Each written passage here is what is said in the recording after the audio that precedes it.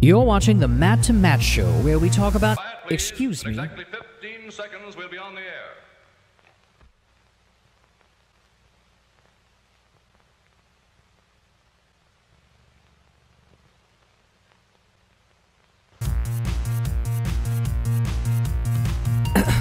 Where we talk about everything that's important to you. From science and technology to pop culture and social commentary. Featuring your hosts Right Matt, Left Matt, and the disembodied voice of Joe. This is where the conversation begins. Now let's have a chat. Matt to Matt.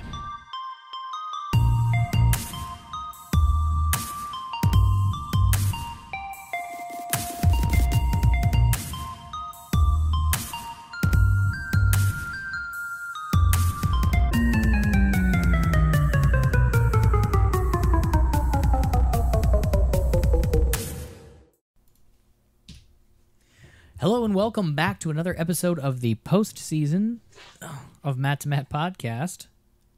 This evening we're doing the bright side. I am muting my phone because it just went off. Perfect timing. And now it's not going to anymore.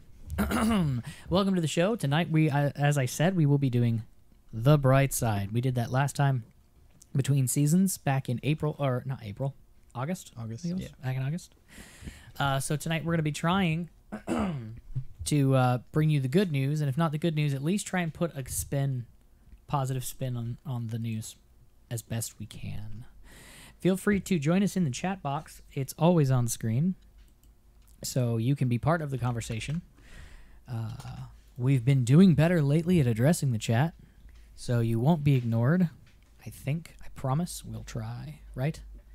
That sounded very non-committal. Joe's going to help me out with that. I take no responsibility. Joining me, as always, is the disembodied voice of Joe off in his magical forest. Where is that?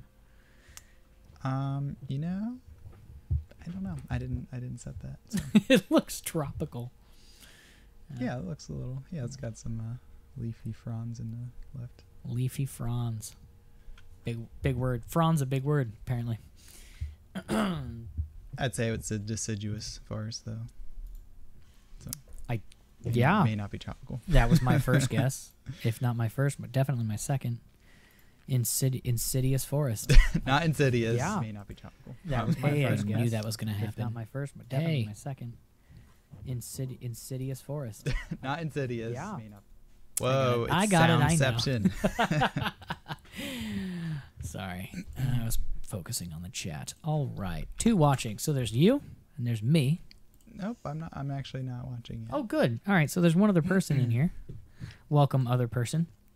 I was jumping in like usual to check and make sure we had enough people before we started, and didn't get that far. So, while we're here, I'm just going to shoot this out on Twitter. Host. Because even though it's always every Thursday, we did recently change times. Yeah, store watching. Yeah, actually, the last time we did Brightside, there was the solar eclipse event. This isn't as big of an event, but it is a solar event. There's a solar storm that should be reaching us. Should I be worried about this? No. No. Okay, good. No, it makes brighter auroras if you're in the UK and not near if you're into that kind of thing. City, you can see it probably look up and see it in the sky. More Pizza says, just lame old me. Sorry, the first couple chats in this box aren't formatted properly, so you can't see them on screen. So just remember that for next time, everybody. The first couple chats don't show up on screen, so use those wisely.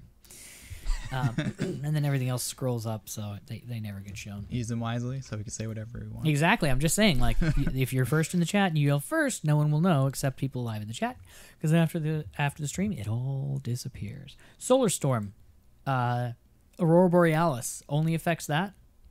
Nope, it affects satellite. It's not a major one. It's minor, so there'll be a little bit of interference in GPS satellites and electronics. It's not like huge. No airplanes are gonna like get wrapped in balls of colorful lightning and. No. Okay.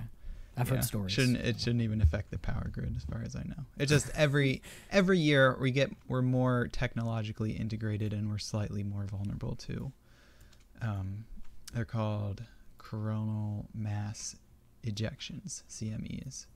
And they're basically just, every once in a while the sun spits out a huge mass of charged particles, and sometimes they reach us. Would that affect, say, like Amor Pizza's internet? Would it make it crappy per se? Maybe if like she's getting her internet from a satellite, which should happen Doubtful. soon. I think isn't the launch of the first internet satellite by who's doing it? What? No, there's satellite internet Is it already. Elon? No, I mean this is like a big program. Okay. It's like the first of 12,000, like to provide like global internet.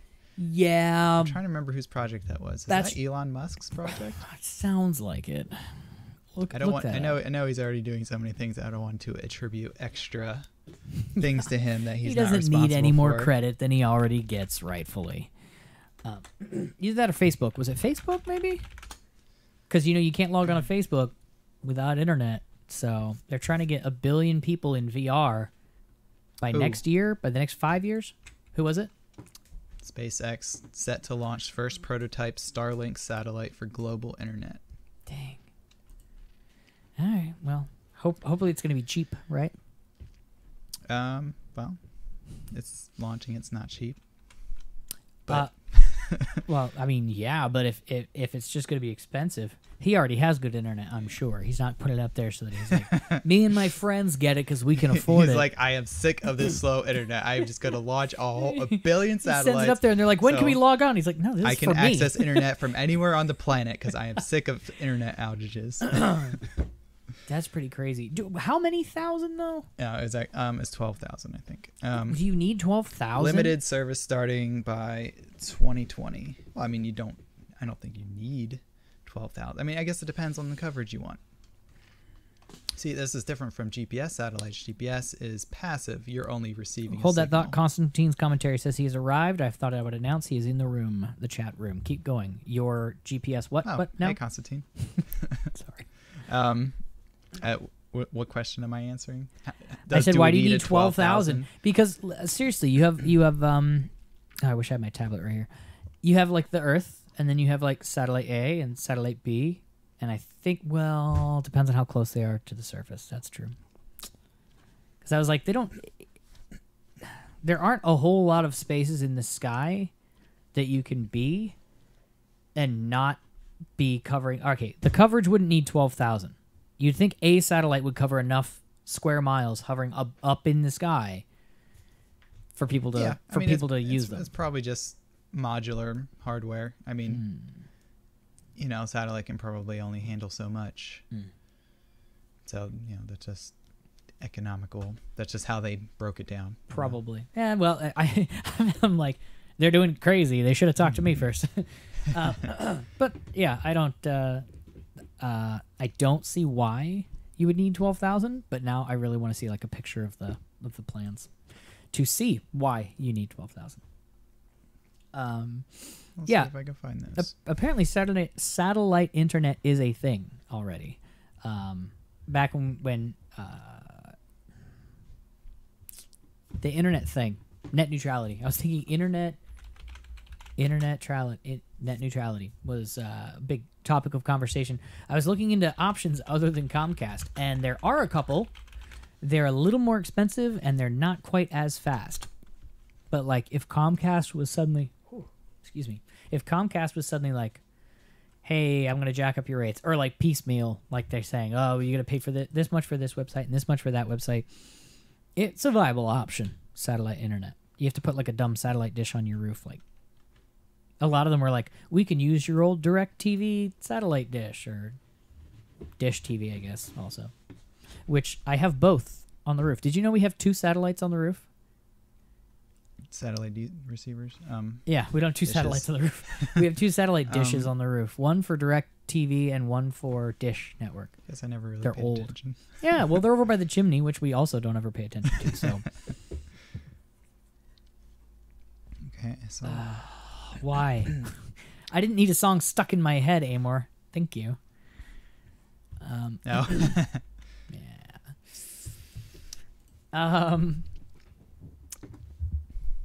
Yes, satellite internet. So hopefully that'll be more of a thing and a cheaper thing. Thanks, Elon Musk. Oh, we're connected, right? So you can see this. Yes, we should be. Where are you? Client ID, door ID. Oh, it says you closed connection. Hold on. Let me try that again. Whoops. Yeah, it did disappear. Did we connect before, though? Yeah, we did. Okay, cool. Yeah, no song lyrics in the chat, if you please. Unless you want me, like, softly humming it into the microphone on accident while Joe's talking. All right, it says it's connecting to you. In the meantime, this is a story I found pretty savage. One of those you don't get. Ooh, there it is. Let me just bring this up real quick. Display all. Nope, wrong one. Oh, there we go.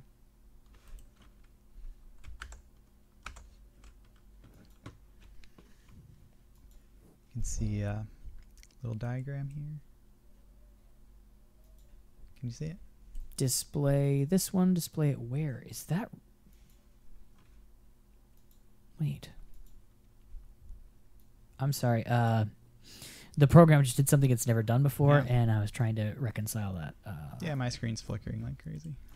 No, it's good now. Okay, good. So Huh. what was that? What was that story you had in mind? All right, so jumping back to here. Hey. Okay, so for those of you who don't know, Valve is pretty much the king for PC gaming downloads. It's like iTunes. It stores your purchases, and you can download them on whatever computer you want just by logging into your account. So when you purchase video games, they're on your Steam account. Valve owns Steam. It's pretty much if you're any video game, and even ones that aren't actual, they have 25-cent video games on there. Pretty much anybody can get one on there as long as it passes some specific tests to make sure it's not complete.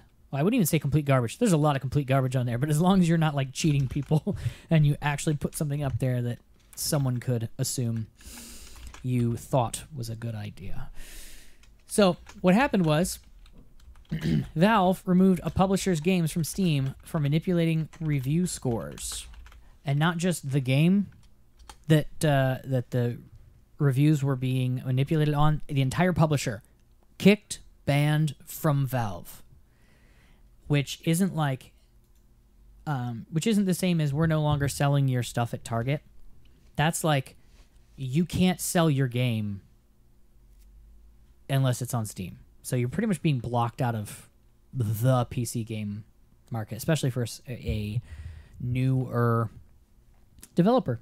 So Wildbuster published Incel Games publisher, Wildbuster, which is the name of the game.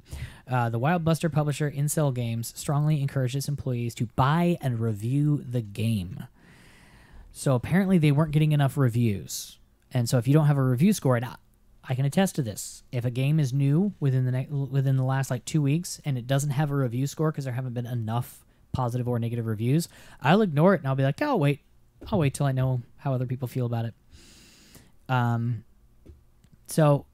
Following circulation of an email that appeared to exhort Incel Games employees to purchase copies of... Oh, why this thing's so small. Oh, went the wrong direction.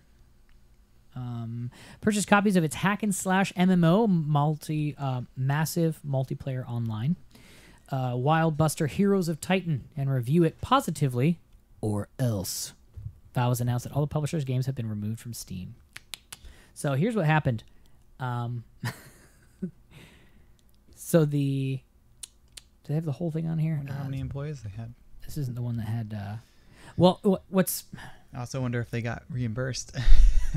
Well, it talks about that. So an email sent in mid-December, reportedly by the studio CEO and posted to Reddit, because everything on Reddit's real, yesterday, pointed out that Wildbuster only had 6 user reviews on Steam at the time, far fewer than the number of people who work at the studio. So the guy was like, hey, less people have reviewed that than are in this room. Why haven't you all done that? Some of you may have, but I know for a fact only 6 people have done that, and there's more people who work here than that. So, he said, frankly, this leaves me pretty disappointed. Of course, I cannot force you to write a review, let alone tell you what to write. I'm going to force you to write a review and tell you what to write. He doesn't say that, but he implies it. But I should not have to, he says. Neglecting the importance of reviews will ultimately cost jobs. So he's threatening. This is a thinly veiled threat. I'll fire you if WB fails, Incel fails, IME fails, and then we all have no job next year, but starting with you. So I'm asking you either do the following. Buy the game and present me with the receipt until Friday. Present me with the receipt before Friday, I guess that's what he meant, until Friday night, for which, together with a claim form, you will be reimbursed within 24 hours. Or explain to me tomorrow why you do not wish to do this. I would like to discuss this individually and privately, or on Reddit, with each of you and follow up. The Reddit post quickly came to the attention of Valve, which launched an investigation into the claims and found unacceptable behavior involving multiple Steam accounts controlled by the publisher of this game. The publisher appears to have used multiple Steam accounts to post positive reviews for their own games. This is a clear violation of our review policy and something we take very seriously, a Valve rep wrote. For these reasons, we are ending our business relationship with Incel Games Limited and removing their games from our store. So, ouch. Yeah. So don't do that. What is interesting about that, though, is it's a massive multiplayer online game, and unless there's a lot of people playing it, it's not a massive multiplayer online game. So it's a miniature. That's what the first M should have been, a little M. So when you first launch a game like that, and you're like, this is a game built for thousands of people, and there's like 6 people playing in it, and they're like, this is underwhelming. I can see why that would be frustrating, because people coming into a game like that could possibly get a misrepresentation of what the game will be like when everybody else picks it up, which they're going to, of course, because gameplay would be super boring. It's like going, it's like, what game was that? Counter-Strike. For a while, it was hard finding games of Counter-Strike that weren't. What was it?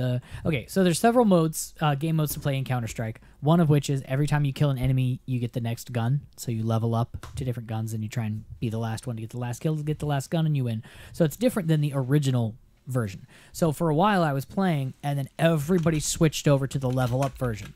So suddenly there were tons of rooms filling up, people waiting in line to play this game in that version, and the original Counter-Strike rooms were just empty. So I'd go into a server and there'd be like 2 people in there, which if you've ever played Counter-Strike is a horrible way to play Counter-Strike with only 2 people. So if you bought a game like this, walked in and all the rooms were empty, you wouldn't like go, I'll come back to this in 6 months when everybody's in there. So I can understand why this, more than say a single player game, like an adventure game, where you buy it, you play it by yourself, you go through the story. It's like a big, long 18-hour movie if it's done right. And them freaking out and going, but we need better reviews. If you don't have people playing it, people aren't going to like it when they do play it. You need a massive influx of people. Still wrong what they did. I'm not defending it. I'm saying I can understand why this would be at top of their list going, come on, this game can't sit here on the shelf for very long before no one's going to pick it up. It has to be new and highly reviewed. So, but hey, they flew too close to the sun and their wax wings melted, and now they are no longer on Steam. See, what would you have done if you were the CEO? I would not have done that. To be perfectly honest, I can understand why the problem came to mind. That's the worst solution you can think of. What if you were the CEO? That's what I'm. Okay, so they Matt, have the fun CEO. Here's what we do. Here's what Incel Games store. I was like, oh, there's a link. There's a link to their Steam store. Empty. Publisher, they have no results were returned. I was trying to see how many games. I didn't know if there was like a shadow or an echo of where it used to be. There isn't. There cannot have been enough employees there to make a difference from 6 positive reviews. Like, how many do you think they were going to add? A game publisher. How many people do you think, like, worked there? Like, less than a dozen. Yeah, I don't know how big it is. Typically on a game like that, on a developer that isn't terribly well known and well funded, there can't be enough people to make that work. So that thought would have crossed my mind, and I would have been like, maybe we could. And no, that wouldn't make a big enough deal. And if we got caught, we're all losing our jobs. So that's obviously a bad idea. What I would do is I would say, here's what I need you guys to do. Spend this many hours of your time. I will reimburse you for your time to play this game. Go play this game. Yeah. Get your friends to play this game. I will give bonus points to the person who plays with the most of their friends for the most amount of time. You get a $100 gift card next week. Go competition. Everybody works hard. Everybody trying to get it, but guess what? I only have to pay one of you $100. So, like that's how you incentivize it. You don't go, I may have to fire some of you if you don't go buy this game and review it positively. I'm sure it was frustrating that he's like, have none of you bought the game we all just worked really hard to make? But technically you wouldn't be forcing people to buy the game either. Yeah, that's right. Free to play. Yeah, well, you wouldn't be forcing because he said reimburse your friends. Competition. You wouldn't.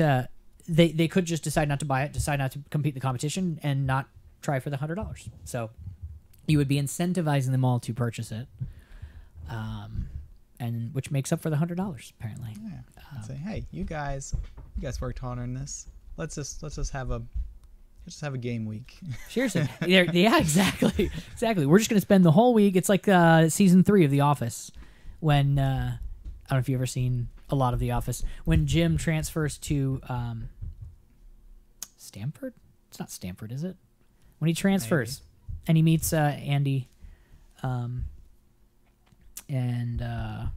wow. It's okay. Names aren't really that important. No, it is. It's the girl he dates for like 2 more seasons, or a season. Anyway, so they turns out they play like Call of Duty at the office, like a ton. Oh, I do remember that. Yeah, they're all like playing with the lights out, and their boss comes in, kicks the door open, flips the lights on. He's like, "What the heck's going on in here? You can't keep camping like that. Why do you keep throwing grenades the wrong way?" and stuff like that. Yeah, that's not at all what he said, but it was funny. Because you thought he was coming in to yell at them for playing Call of Duty. He was just yelling at them for playing Call of Duty poorly. All right, I'm way behind in the chat. What are we talking about? I can hear Joe over there typing crazy on his awesome new keyboard. It was and I didn't see it. Topic related.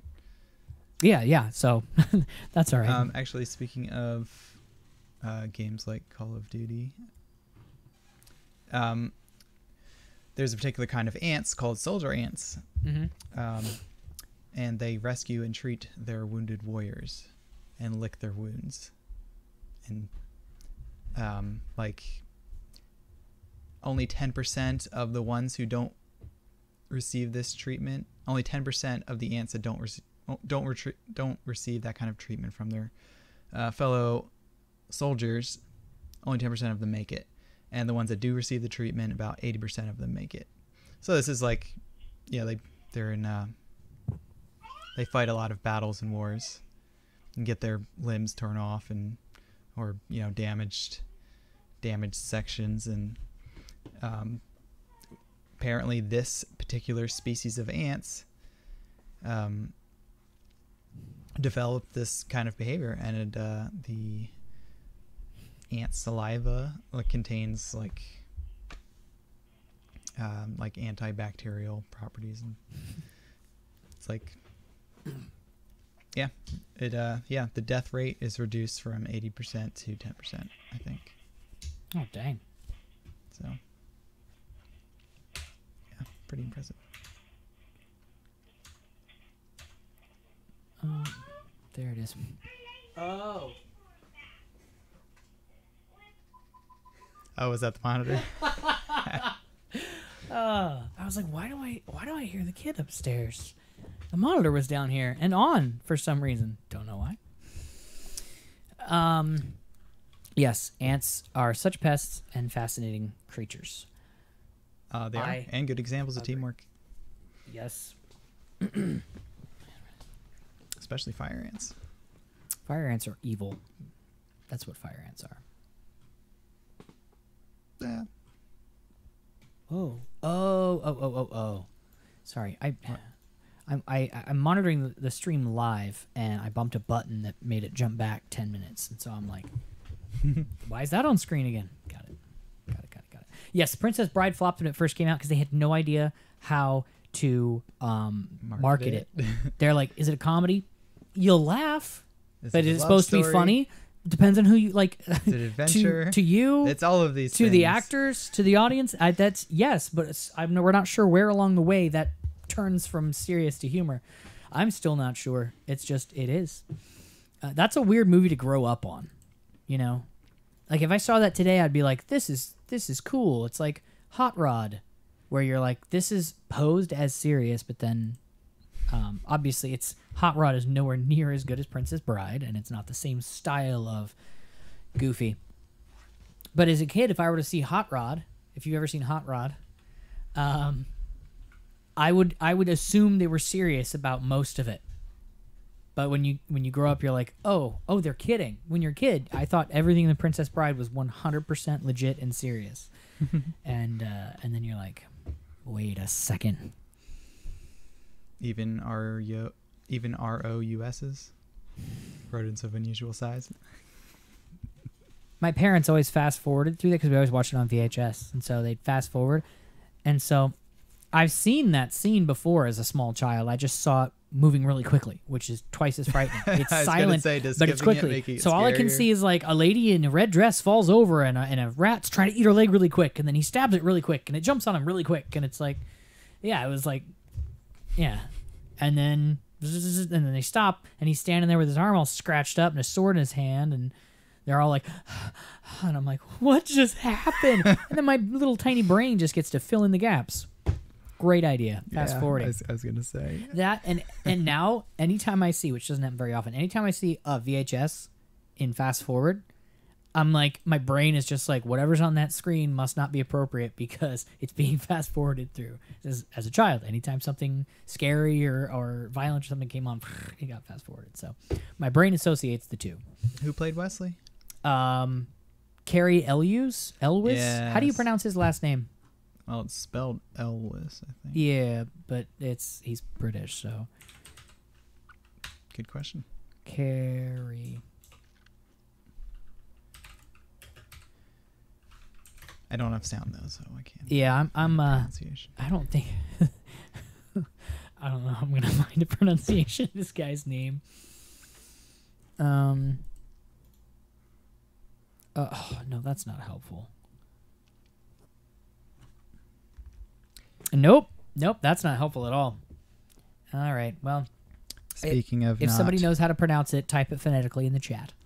Speaking of not what? Speaking of not helpful, I saw an interesting headline from BBC News. Cryptocurrency craze hinders search for alien life. What? Why? Because of the graphics cards that they're using for mining is it's very hard to get those, and they're needed for other kinds of calculations. No. Such as the search for extraterrestrial No. Citizen scientists, and I'm not disagreeing with you, I'm disagreeing with the premise. Citizen scientists who are looking for alien life would buy up consumer graphics cards. Anybody who in like an official capacity was searching for alien life, wouldn't they just like manufacture their own specially made, not manufacture their own, but like Where'd you get the money from? contract? You would contract people to manufacture them specifically to do the job you need it done, the way you need it done. The reason people don't do that for crypto mining is because crypto mining isn't valuable. It is not valuable. It's not doesn't pay well. It's not lucrative right off the bat. And so in order to set up your setup, you have to like buy a bunch of cheap things and cram them all together. You can't like go, hey, I need this machine that'll run like this, and then it'll make me all my money. When you're being funded to look for extraterrestrial life, you get that money in advance. I need this much. What for? For building a computer that will find me aliens. Well, I don't know who's building their computers, but whoever it is likes to use the latest GPUs, and they're in short supply. Well, why is that, though? Why is that? Why are they in short supply? Because the manufacturers can't manufacture them quick enough, or because the manufacturers can't get enough nickel from the ground fast enough to get to their factories to make them? Where does that back up? Because if it was the latter, then yeah, everybody. There's a lot of things involved. Exactly, everybody's screwed. But if it's just NVIDIA's factory is just running factories are just running full time and they're just not cranking them out fast enough, that's when you build another supply depot or whatever and another barracks and start cranking out guys. To use a StarCraft reference. So it says mentions here that some telescopes.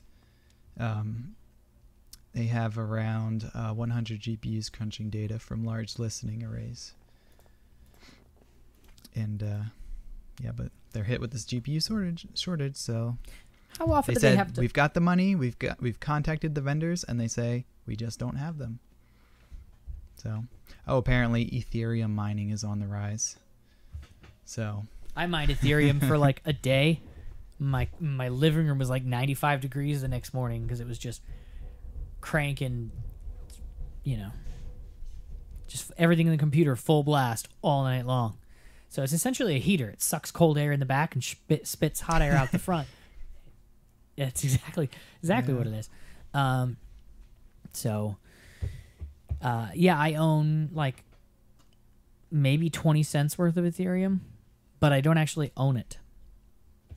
And I know I brought this up on the podcast before, but it's tricky and clever and shrewd the way they do this. Hey, you want to help us mine crypto? You get your cut. Simple as that. Everybody splits it in an even way. After we all mine a certain amount, we divvy it up among everybody, as long as you have helped mine a certain amount. So if you're like mining one Ethereum coin, once we get to one Ethereum coin, we divvy it out to everybody. But if you jump on for like a day, a week, 2 weeks, 3 weeks, and mine constantly, you're not going to get to an entire Ethereum coin. You're going to get to about half an Ethereum coin. And so many people like myself are going to jump on for a day, 2 days, help them crank through some Ethereum and grind out some digital currency, and then go, yeah, I'm tired of this, and ditch and not get paid. So I walked in the room, I helped them mine some, and then I left and didn't take anything with me. So I can't imagine how many other people do that, because it's simple website. Just fill out this, fill in that, and then poof, your computer's all set up. Download this program, hit go, and you're mining. Boom, now you're making money for me. For somebody else. Yeah, exactly. That's genius. Mm-hmm. It's easy. You don't have to have a really good computer. You don't have to mine a lot or really well. We calculate how much of your weight you pull, and then we divvy it up. It's no big deal, man. But at least I understand that, and I can respect it. Because I know that was me. I wandered in. I helped dig a little bit of Ethereum off of the rock wall from the vein of Ethereum that was down in the Ethereum mine. And then I came back out with nothing. So, although technically I still have an account. If I wanted to go back and spend the next, 4 weeks, it's probably way more at this point. Doesn't it take longer and longer to mine cryptocurrency? It takes more and more computing power. It's the idea is that is to leave it at a certain period of time, which is 10 minutes, I think, for Bitcoin. But the more computing power that is being thrown at it, the harder the equations will be to try and get it to always be solved in about 10 minutes. Okay. I'm not sure how I'm not sure how a different Ethereum works. But I mean, it's probably got a similar concept. Yeah. Oh yeah. I'm sure most blockchains. I assume most blockchains work in that similar manner. Yeah. Amor Pizza said they just don't have them. Turns out the chip suppliers are the aliens. Absolutely. It's Area 51 buying up all these graphics cards. You know what's silly though is I saw a tech video that said mining, and they did a little test that showed mining with a graphics card doesn't actually wear out the graphics card. Maybe like life expectancy of the card might go down, but they took a brand new GTX 1060 and one that had been used to mine coin for like 2-3 years, and then they benchmarked them, and there was no drop in performance, which is to say that they could start selling some of these people could start selling them for like lots of money, which you can do. You go on eBay and you can find them for sale for lots of money. So I guess NASA or whoever it was you were just talking about, they just need to go on eBay and they need to cough up extra money. You know, the price of alien research just goes up. I'm sorry, it just does. They said GPUs have doubled in price. So. Yep. Yeah. Oh yeah. I know. I've this show is running off of a 6.5-year-old graphics card because my good one is in my VR computer, and I don't have. I can't afford the inflated price of a new one. I mean, there's not much money in the search for extraterrestrial life, so. Well, there's not much money in Bitcoin until you actually start getting some. So you won't know until you find alien life. But did you hear about the I don't know how to pronounce it. It's like, I want to say Hawaii, but Huawei? They're like it's HUAWEI. Yeah. Wait, say that again. I'm trying to like read it in my head. They're I'll manufacturer of consumer electronics, right? Yeah. Yeah, phones, Huawei. phones. Yeah, it's called Huawei. Huawei. Like white. Spell that. I forgot how to spell it. Well, anyway, FBI, CIA, and NSA say American citizens shouldn't use them. I saw that. They were like, by the way, they're manufactured in China, right? Yeah. Yeah, they're manufactured China in network. China. So, they actually had a really good marketing campaign. It was like the best phone you've never heard of, because Huawei is sold in like every country except the US directly. So no carriers carry it. You'd have to like get one overseas, jailbreak it, and stuff a SIM card in it. But they're saying, hey, don't use these phones because it very well may be China is trying to spy on us through their nifty little crappy cheap phones. What was it, the Mate 10, I think? What phone they? Yeah. That was the advertising campaign for the Huawei Mate 10, which is supposed to rival the iPhone X and the S8. Oops. Oh, sorry about that. That's what I meant to do. Zoom that in a bit. Oh. Yeah. I don't know what we're looking at yet. Let me pause this. This is not applicable. Yeah, at CES this year, the CEO of Huawei, apparently AT&T or Sprint, somebody backed out of a deal with them like last minute, and they kind of did some passive-aggressive shade throwing on stage. Their CEO of Huawei at CES, Consumer Electronics Show, in January. People were like, this guy seems pretty like cheesed, and then they found out why, and they were like, that seems kind of lame. This is probably why. They were like, yeah, we're not going to start carrying your phones for you.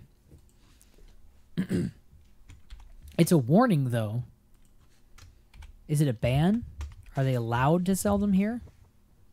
They're probably allowed to. I think they tried to make a deal with AT&T, but it didn't go through. That's what it was. Yeah, so I mean, if it was a ban, they probably wouldn't be telling the citizens don't buy these phones. You just say, yeah, they're banned. We don't. Yeah. We're not going to recognize them. Oh yeah, fails to claim smartphone deal with AT&T. Wow. So yeah, basically, the government doesn't want other governments stealing your information without them knowing about it. So We have a can't- monopoly they on c- information they stealing around can't- here. Yeah, they can't detect with the current setup. They wouldn't be able to detect if information was being altered or modified or copied Gotcha. in any sort of way. So that's why they're strongly recommending that American citizens use phones that the government can access, modify, or copy in any sort Here of way. are the approved phones for your safety of the citizens. We will hand you your phones. Yes, of course. Yeah, the company defended themselves. We operate in 170 countries where there is trust with governments and customers. We pose no great cybersecurity risk than other vendors. No greater.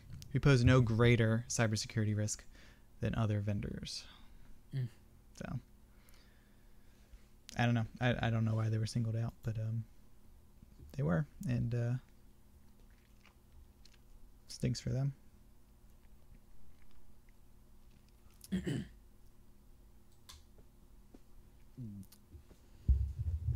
Yeah, that's you'd I don't know. I have mixed feelings about that because they don't like. I remember the government having issues in the last couple of years with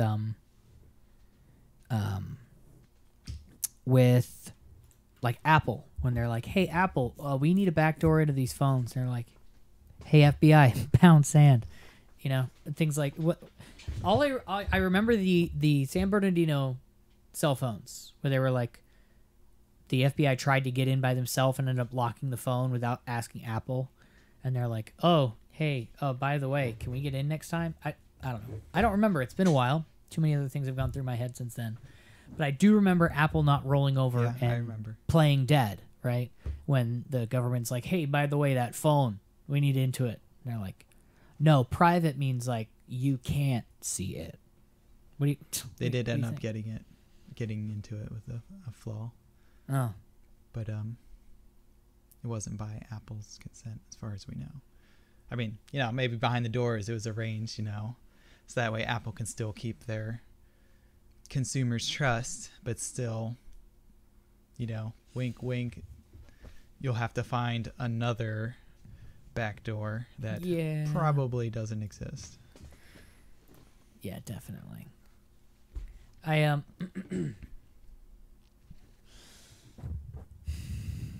yeah. So, like I said, I have mixed feelings about that because you'd think the government would want to try and just piggyback on China's crappy phones or something like, or use that as a good excuse to be like, well, we don't have to ask China's permission. They're China, or Huawei's permission because they're from China. I don't know.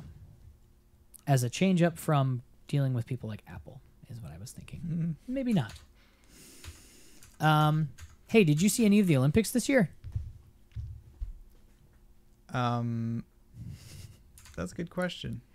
I mean, I might have saw like a tiny bit. I saw. I saw the Incredibles 2 commercial. Then you saw the most important bits. That was the highlight right there. No, I actually only saw the ice skating because my wife had it on, and the snowboarding, which is interesting because I remember years and years ago watching Shaun White. Let me pull this up here. This goofy looking dude.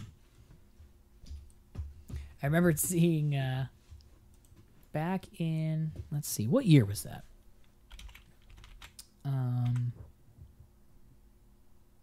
Career 2006. Yeah, he won in 2006. Shaun White won gold in the half pipe, men's half pipe, which was, it was his first Olympics. Was that the first Olympics they had snowboarding? I don't remember. It wasn't there for long.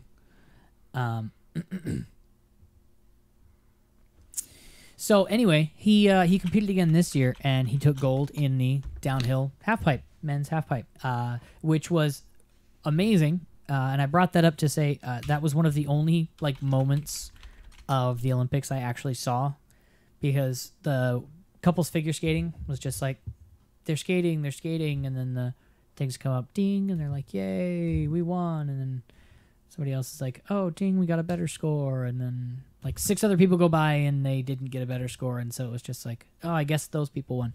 So it was a little like underwhelming the way the whole like, did they win? Did they do a good job? Did they flare properly?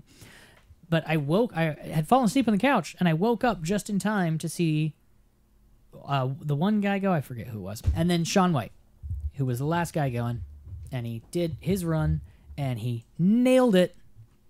What was it, 1440? Did 3, it's like 3.5 turns or something like that in a row, twice. Just on both ends, just nailed it. Perfect performance, absolutely flawless. But it was interesting because it was one of the only moments of the Olympics that was like intense, I guess. I can't think of the word. What's the word for intense? I was on the edge of my seat. It was gripping. It was interesting, and it did not disappoint. And I happened to just wake up and look at the TV and be like, oh, yeah, okay. So let's see. While in New Zealand training for the 2018 Winter Olympics, White crashed to the edge of a super pipe, which sounds like it would hurt. The resulting injuries to his face required 62 stitches. Sounds like it's super hurt. Despite the accident, White qualified for the 2018 U.S. Olympic team. On February 14th, he won his 3rd Olympic gold medal for men's halfpipe event with a score of 97.75. With Ayumu Hirano of Japan taking the silver medal and Scott James of Australia taking the bronze. White was trailing Hirano by 1 full point, coming in his last run with a score of 94.25. Despite this, White dramatically won the gold back with back-to-back 1440s, like one right after the other. So his gold medal was also the 100th for the United States at the Winter Olympic Games. Pretty awesome. Pretty awesome for several reasons. For one, he won a gold medal for that event, let's see, 12 years ago. 12 years is a long time to still be competing in the Olympics. And to win, he's 31? 30 or 31. He's old. He's as old as I am. Age 31. So to be that old and competing with a bunch of... There was another kid out there. I forget his name. He was 17. And he was taking medals on some of these events. He was doing a great job. From the U.S. Doing a great job. But yeah, luckily I can't imagine trying to watch the Olympics without the announcers. Luckily, the announcers were there to be like, all right, so in order to win this, he has to get a score of this or higher. And in order to do that, he's got to do back-to-back 1440s. So let's see if he can land these. And, that was a perfect landing. Was that a perfect landing? It was a perfect landing. Okay, he said it was a perfect landing. Now I know. Yeah, it was a perfect landing. Snowboarding is actually a sport that it's pretty easy to tell whether or not they landed well.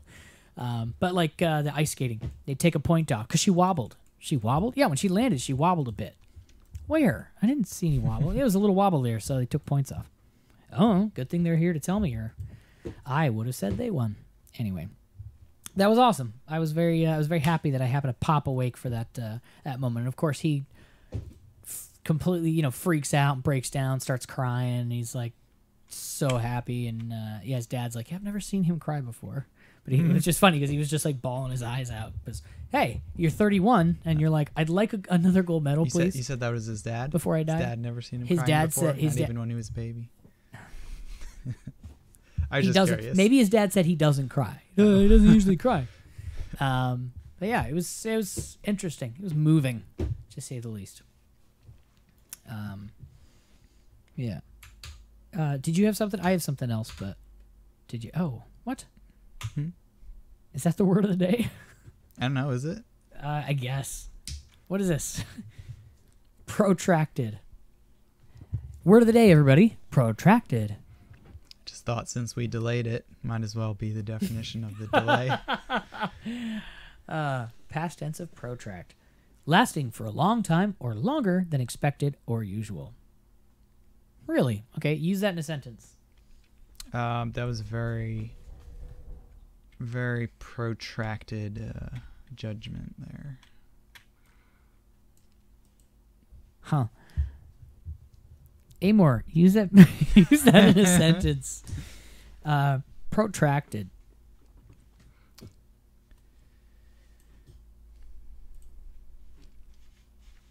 No. See, you're using it as an. That's weird. That's weird. I don't like it. What? Using it as an adjective. Using it as a verb. To protract. To last longer. I'm sorry. Were you want the verb form? Yeah. I saw verb first, and I was like, how can I see that? I cannot see that happening in a sentence. Protract. Don't protract my appointment. Well, to draw out. Yeah. Yeah. Don't protract my appointment. I guess like prolong. Protract the use debate. it. I guess you could use it in the same similar context of prolong. That meeting was protracted. Wait a second. Then why is it a protractor? To make something longer than you'd think. To use a Unexpected. protractor. Yeah. Why does a protractor protract things? Do you want to know like the history of? No. the root of- I'm just sorry. My neurons are firing. I apologize. Yeah. To draw it, extend. Maybe because it's extendable. I don't know. They protracted my surgery. Protracted my name. That's a funny example. I have protracted arms. They're longer than you would think. Look at the And root. fingers. Yeah, what's the etymology of that word? Does Ninja Words not have that? Well, Ninja Words takes it from Wiktionary. So Does Wiktionary not have that? Protract. sure. Latin origin of out and to draw, or to draw out. Pro and trahere. So protrahere into the Latin protract. Mid 16th century English. Protrahere. Interesting. Use over time. It was really popular. Let me pop this over. It was super popular in the 1850s. A little less since then. That's funny because 1800 it spiked up. 1850 protracted. Yes, quite. Phew, fell back down. And then 2010, a little dip there. I don't think it's making a comeback. Sell on this right now. Speaking of which, how dead is Bitcoin? I haven't looked in several days, and last I saw it was not doing well. Dead. Yeah, it was like, Happens all the time. yeah, I know. I haven't looked. It means it's alive. Is it? His heart rate keeps going up and down and up and down, and no, that's not his heart rate. That's his heart beating. That's his Bitcoin value. Beep. Doctor, why does his heart Beep. rate keep dropping, rising and falling? Bitcoin EKG. All right. Well, okay, it's back above 10 grand again. Oh, there you go. Yeah. Well, there you go. I thought last I saw it was around 6, below 6, whatever the lowest part was. I saw it there. 6,000. 6,000. Yeah. So I guess if you bought some when it was 6,000, you're almost doubled. I should have. I was thinking about it. I was considering it. Only use money that you not don't that mind throwing away. That's the rule with stuff like that. Money that you may as well have spent on candy you ate yesterday. Like it's Yes. gone, and never coming back. And then when it does come back, you're pleasantly surprised. Where Yes. did it go? Oh. There it is. Okay. Man.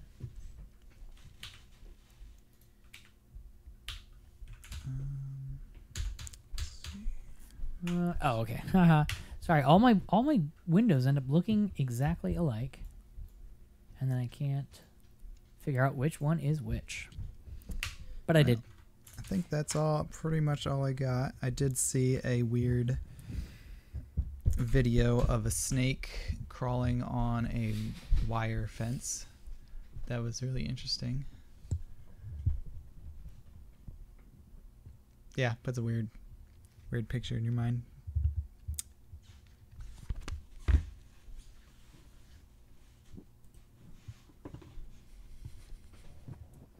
Sorry. That it does put a weird picture in my mind. I'm trying to see what I'm looking for context to what Amor Pizza just said. What? Who cries all the time? Oh, back to Sean White. Sorry. Yeah, it's better than he cries all the time. Yeah, it's no big deal. He just won gold. How do you feel? He feels like this all the time. Ignore him. What a snake on wire fence. Do you have that? Or did you see that and you're looking for it? I can find it, I'm sure. All right, so there was this, since we didn't talk about VR enough today. I don't think we did. There was this, I always do. There was a set of augmented reality glasses called Magic Leap that was announced at CES this year. And it'll be coming to, it'll be available for normal people, for everybody, sometime this year. And that's what they look like. They look kind of steampunk goggly-ish. But they're augmented reality, meaning... I'm sorry, hold on a sec. Got that video, by the way. Just let me full screen. Great. Which means that you can see the real world, and then it overlays on top of it other digital augmented things on top of reality. So what's interesting... There it is. What is interesting about this is that it comes with a hand controller. Look at that headset. Look how sleek that headset is. Doesn't plug into a computer. Well, technically it does. It plugs into that box, that little disc pancake there. What? That goes in your pocket. That's the computer. That's like, like your cell phone. All the computer components in your cell phone, but with no screen on it. You slide it in your pocket, you run a cable up to your headset, and poof. You don't have that disc sitting on the back of your head like it normally would. Pretty interesting, huh? That's cool. So it is not the greatest headset ever, but it makes some great steps forward in several ways, one of which being it looks like steampunk goggles rather than like a big crappy VR headset. So it doesn't look amazing, but it's better. It's way better. The alternative being something like, let me just give you a quick comparison. The other comparable thing on the market right now is Windows. What's that called? The Windows AR headset. It's been out for like a year and a half. What is that? Oh my gosh, what's it called? It's is it a boring name? It's no. Yes, but no. Goodness. Windows often it's not goes with glass. boring names. It's not cardboard. AR headset. What is that one called? Glass? You said not glass? It's not Google Glass. No. Windows Glass? Windows AR. I mean, that would make sense. Augmented reality headset. HoloLens. Oh, goodness. Okay, something that's a tongue twister. Yeah, it was the first one I ever saw or heard of. So this in comparison, see, not. Oh, it looks good on her. Of course it does. They always make it look good on the person. So it's a little bit better and a little bit smaller than this. This one was, yeah, man, they get some good angles on this in their own. I want to see what it looks like straight on. I'm trying to find that. They don't want to show you. That's what I'm saying. They only give you the good angles here. Well, it just makes me want to find out more. What it exactly. You said it's called HoloLens. HoloLens. It sits like 4 inches off your face, so it's like it's big. It's very big. See, I mean, look at this. See, oh, where'd you go, lady? See, it like sits off of your face like a drastic amount. Anyway, so like this was the best they could do as far as augmented reality goes. Wow, I seriously cannot find anybody with it on. Nope. Oh, I think I found one. And they're still only selling the development edition after I think 3 years after they've been selling this for 3 years, and they have yet to have like a consumer product or a consumer edition. Strangely, so it's $3,000 for that. And as opposed to this sucker, which does not sit as far off of your face. I mean, you just look at the difference. Got it. That suddenly doesn't look as flattering. does not. Do you have that? Pop it up. Pop it up. It's popped up. I really want to. Show people. Yeah. See? That's just compare the two. They look like safety goggles. So, I mean, it doesn't look terrible. Yeah, but you look like you're like doing surgery on a robot.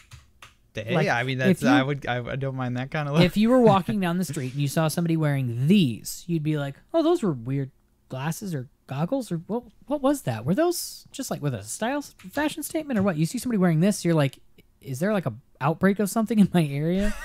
Do I need to be on the lookout for alien spores or something?" I don't know.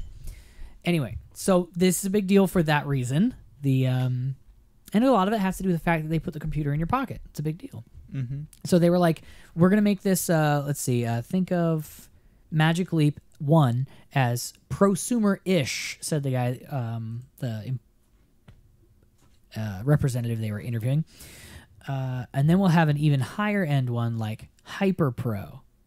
And then we'll have like lower, like wide mass market tier. So he said, "Oh, mass market? Do you mean like $200 to $300?" He's like, "No, not mass market. Like, you know, cheapest laptops are $200 to $300 that don't do much." He said, "I think Magic Leap is like think higher end mobile phone to higher end tablet zone. That's probably our price floor." So like, you know. $1,000. And when you hear that, you're like, wait, that thing for $1,000? Like, that's a lot of money. You call that consumer? Now hold on. Cell phones are around $1,000 now. Everybody buys a cell phone. They finance it. They get a cheaper. Not $1,000. They get, no, I'm just gonna say they get a cheaper one. But like a lot of people own $1,000 cell phones. The iPhone X is quite popular. So you're saying, if they can get people to give up their phones for this, it would take off. Yeah, no, I'm saying yes. Essentially, the idea of a personal go-to device that you just use all the time, spending $1,000 on it is not ridiculously overpriced for a consumer product. Yeah, and then they can go for, you know, like there's only so much screen space on your phone. Now you can put on these glasses and the entire room is screen space. Exactly. You can look like you're talking to people and not be talking to them. Yes. So that is going to be coming out this year, hopefully. Let's see. They said, yeah, Magic Leap 1, we call it Creator Edition. It's for people who are enthusiasts, developers, creators, brands, artists, partner, people that we want to get an early taste of what the future looks like. Ha ha ha. That's always how they spread it, you know. We want in case you want to know what the future is going to look like, you can buy our thing. It's not necessarily for everyone right away, but it's not a developer kit in the sense that we're not blocking anyone from buying it. Developer kits, typically you have to be a developer to get it. So you could go out and get one of those. There wouldn't be like any real programs for it or anything, but yeah, so that's interesting. I saw a lot of people in the comments complaining, how can you say something like that, $1,000 with the specs it has? How can you say that's consumer oriented at all? But I was looking at where is it? Nope, I was looking at old cell phones. 1983, this sucker comes out. It was $4,000.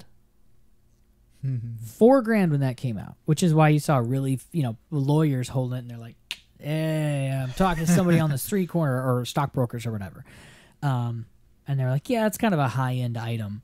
But they were like, "Hey, special thing. You want to be able to talk to people like from the corner sidewalk and make calls and do business? $4,000." They're like, "Yeah, I'll fork out $4,000 for that."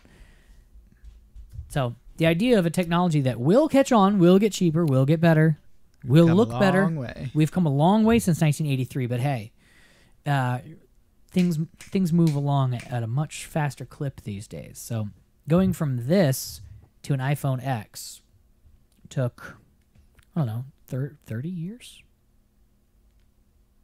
Yeah, wow. 35. And then, so moving from from not that. Oh, you moved it. From this to something more reasonable may take that long as well, but hey, No, sorry, won't take that long. And it'll be better. It'll be cheaper. It'll be better. Just wait. What? Will everybody be wearing them in 10 years? 10 years? No. Everybody will have moved on to the next thing in 10 years. 5 years. I give it 5 years. And more than half the people you know in 5 years will own and use on a daily basis some sort of augmented or virtual reality apparatus of some kind. It's going to be people's go-to daily driver in about 5 years. I've seen the future, and the future is Now. future is augmented. What was the name of that thing? I just remembered that I was going to bring it up along with this, and I can't remember what it was. Augmented reality glasses. They're Bluetooth. They look just like normal glasses. They hook up to your phone. What are they called? I can't remember. I mean, like the product name? Did I share it on Facebook? I think I shared it on Facebook. Bluetooth AR glasses. Where are you at? So Bluetooth 3.0? No. Gee, I hope not. Dang it. It was really cool. I wanted to show you guys because this, not necessarily a That was step. me. Oh, okay, not necessarily a step forward. It's an interesting step sideways. It uses a laser. That's why I'm trying to. It shoots a laser into your the eyeball. one that shoots a laser. I remember. Did I now. put that on Facebook? I feel like you showed it to me I last probably week. just I don't did. think you posted it. Laser AR Oh, you did post it. glasses. Intel wants smart glasses to be a thing. Intel. What's it called? Doesn't really have a name. What? Is that TechCrunch.com? Let's see. Oh, they're called Vaunt. Thank you. First seen by The Verge. That came up before. All right. This was the thing I wanted to show you along with it. Boom. Here's an interesting step sideways. They eyewear. Is this? Did I click the wrong link? I didn't say anything about Samsung. This is. This is something interesting. This is the right one, I swear. All right. Yeah. Those are smart glasses. Do you see that? Well, That's it crazy. could just be an artist. Is that an actual pair of, Yeah. of them? Yeah. Or is that just something to look like? Give you something to look at. All right. Where is the one that I shared? Oh, jeez. Where's the laser? That's what I want to know. Like I said, it's there. I swear, I'm not making this up. Oh, right. They do look like that. The laser is on the right where his fingers. It's on the stem. It's where his fingers are. And it shoots off the stem at an angle, and it glances off the lens right into your retina. You don't have to focus your eye on it. It automatically shoots to your retina right through your iris. Boom, and you've got this. This Sounds dangerous. it does, doesn't it? Yeah, that was my first thought. It's a low-level laser. It says Low-powered class 1 laser. low-level class 2 power thing. Class laser. 1. Class Yeah, 1. that. You don't want it to be a class 2. Pamela and Dwim. Did I really? Did I share it on Facebook? Yeah, you did. There it That's is. how I found it. February 5th. Gosh dang it. Last one, I swear. This is it. You can see right here. That is where the laser is. Look at that. That's it. That's it right there. It's not this big pack in the top of your head or no cable that goes down to your wire or anything. Just that. That It receives. and Bluetooth and goes to It goes to your cell phone. phone. All of the computing power goes to your cell phone. That.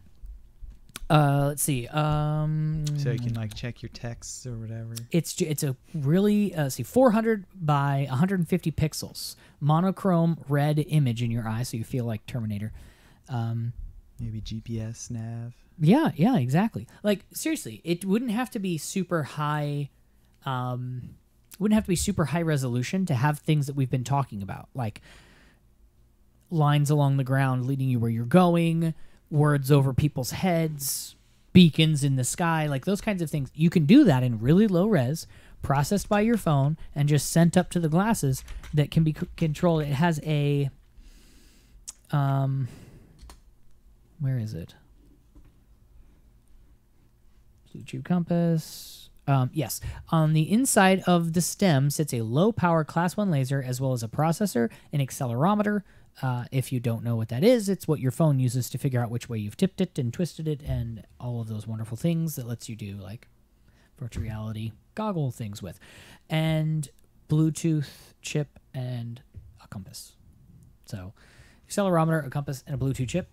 Processor, poof, laser. There you go. Simple as that. So that is like one step away from a little lens on your eye, a little contact lens. You pop in, and you're like, oh, okay, now I can, now I can see. It actually makes the whole idea of putting something on your eye and being able to see it a little more like reasonable. If you can shoot a laser into your eye, and it just is in focus, because that's what it says. It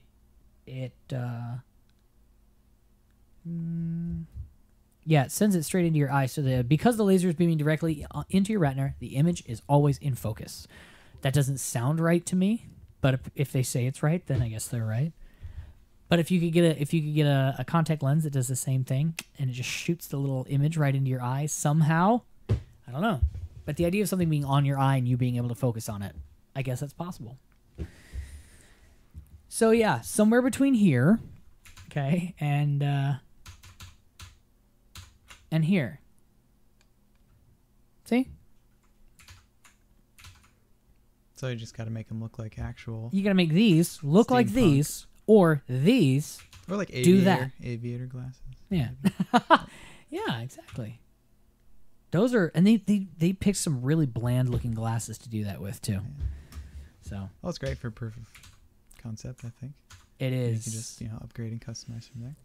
Let me just double check we're good here. Okay. So it really adds to the effect. Like, hey, this looks like a cheap, crappy pair of glasses. Look what it can do. Yeah, yeah, and like if it was the least bit frilly or like thicker rims or anything, people would be like, yeah, but what are you hiding in there? Like, can you do that on a smaller pair of glasses? Here's a real basic pair of glasses. I almost bought some a couple years ago. There's sunglasses or even glasses that look like that have little tiny 720 cameras inside.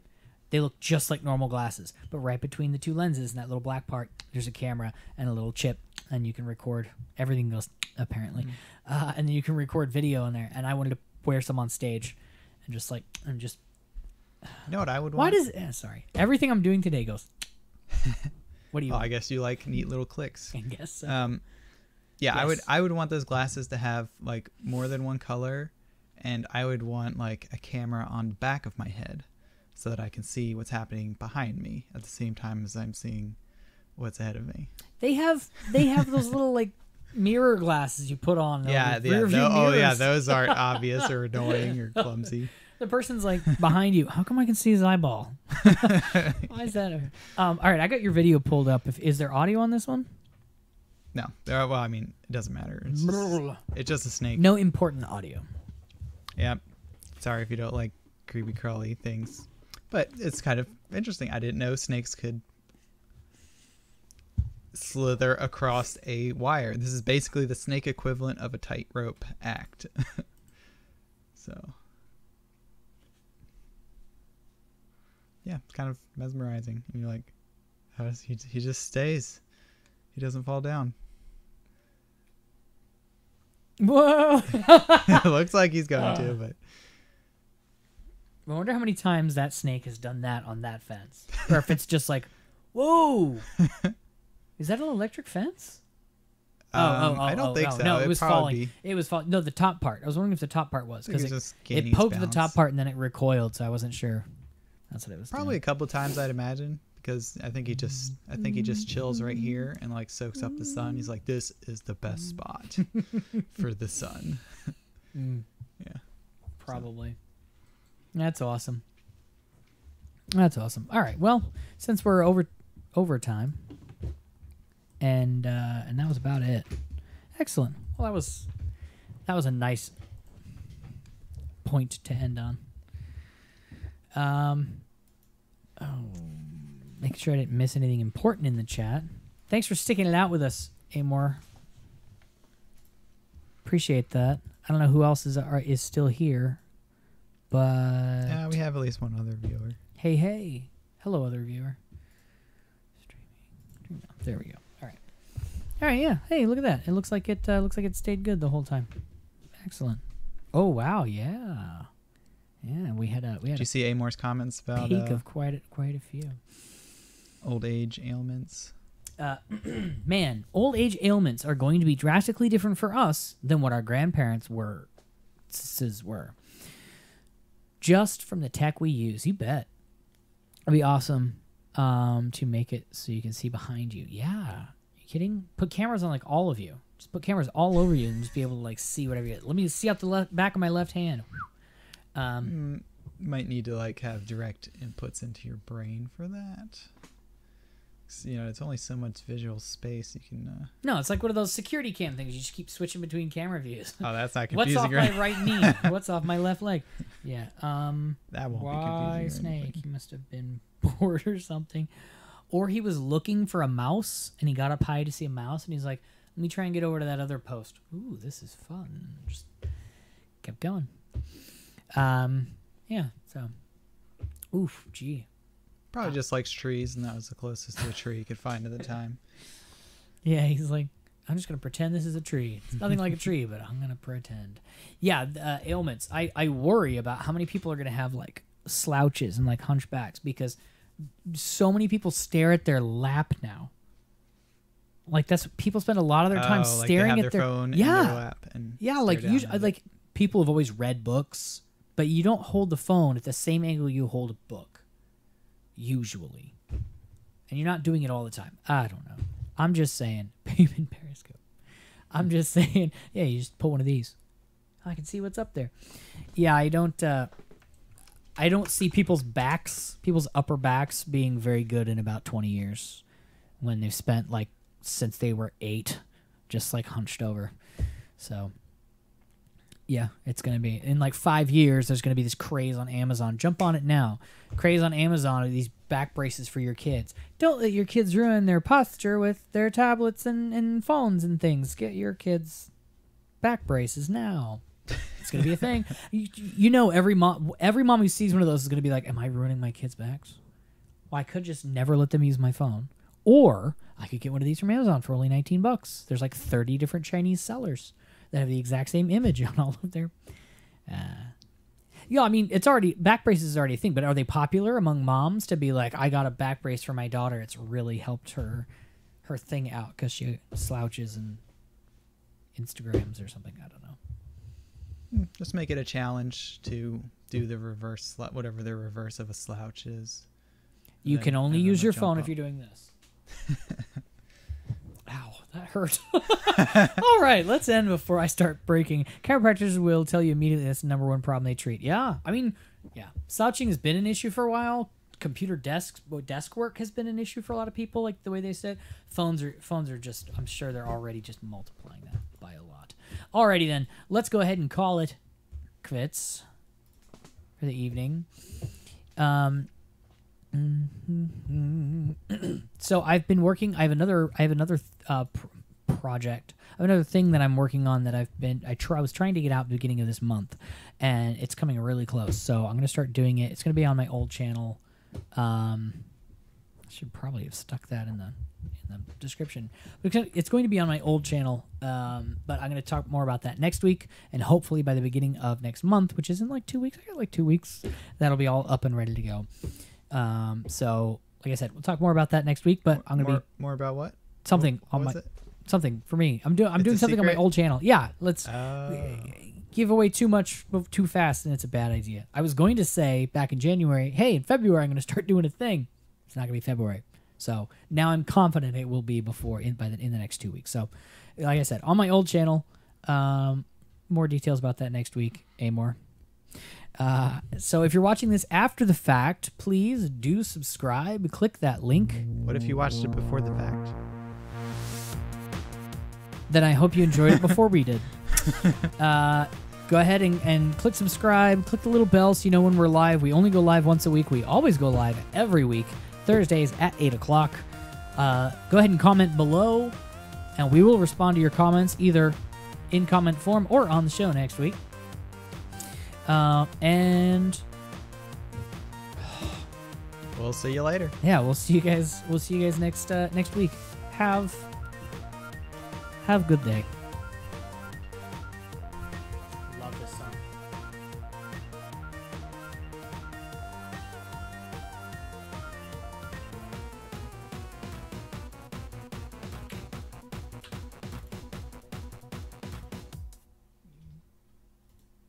That didn't work right. Just trying to do like a 90-second fade. Hold on. There we. That's much better.